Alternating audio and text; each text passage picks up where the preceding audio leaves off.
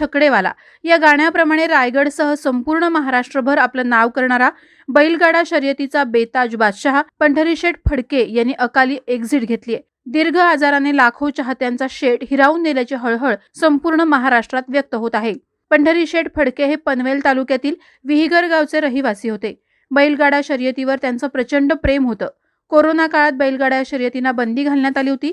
मात्र महाराष्ट्र बैलगाडा शर्यत संघटनेचे अध्यक्ष असलेले पंढरीशेठ फडके यांनी या काळात अनेक मंत्री, आमदार, खासदारांचे उंबरठे झिजवले आणि शर्यती सुरू करण्यास अपार मेहनत घेतली। बैलगाडा शर्यती सुरू झाल्या, मात्र बदलापूरमध्ये मागील वर्षी 2 गटात झालेल्या गोळीबारात प्रतिस्पर्धी राहुल पाटील यांच्यावर गोळीबार केल्याच्या आरोपातून पंढरीशेठ फडके यांना जेलवारी करावी लागली। नुकतेच ते जेलमधून बाहेर आले होते। आता पुन्हा नव्या जोमाने ते नवी इनिंग सुरू करत असतानाच अचानक त्यांना आजारपणानं ग्रासलं।